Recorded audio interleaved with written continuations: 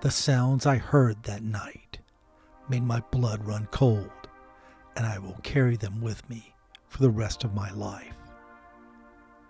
Who knew that a single, simple vacation could lead to such a frightening incident?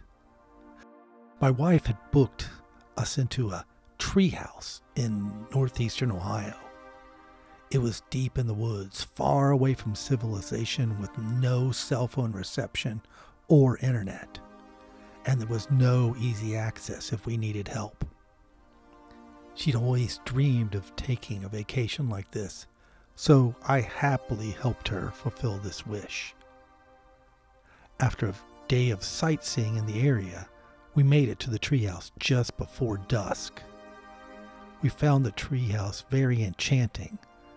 We toured it and checked out the amenities, which were decent. They packed a lot of features into a very small space. There was no internet, so we watched a classic movie and then went to bed. At first it was a little hard to go to sleep because it was so quiet that deep into the woods, but eventually I drifted off to sleep. Unfortunately, that sleep would not last very long. I was awakened by the sound of feet crunching in leaves, moving underneath the treehouse.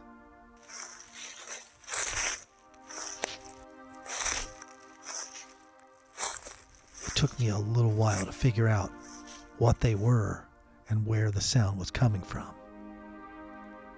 The footsteps stopped, and then I heard a clunk noise.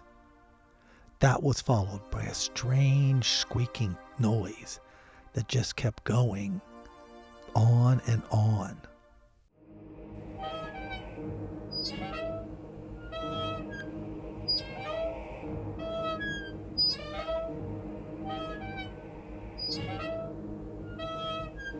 I laid awake, frozen in bed, as the sound continued.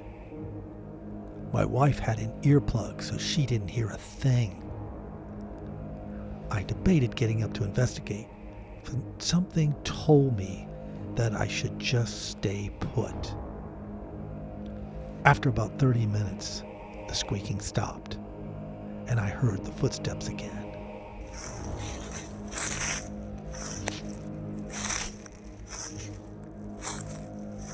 And they faded off into the night.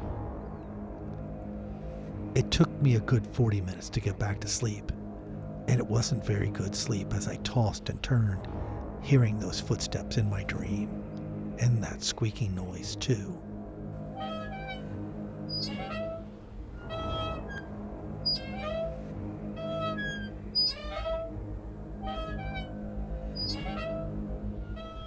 The next day, I awoke before my wife, despite having a terrible night's sleep.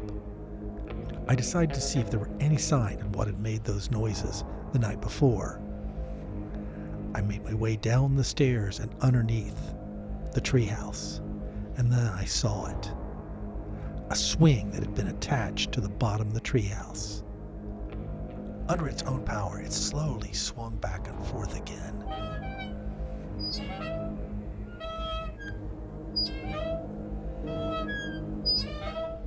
I stood stock still, watching it, and eventually it did stop. I backed away and went back up into the treehouse. Just as my wife was getting up, we had a rush breakfast and quickly got out of there. Once we were back in town, I talked to some of the locals, and there were various ghost stories they shared. One was about a small child who was lost in the woods and had died. They said that child now haunts the woods. To this day, sometimes when I have trouble going to sleep, I still hear the squeaking of that swing.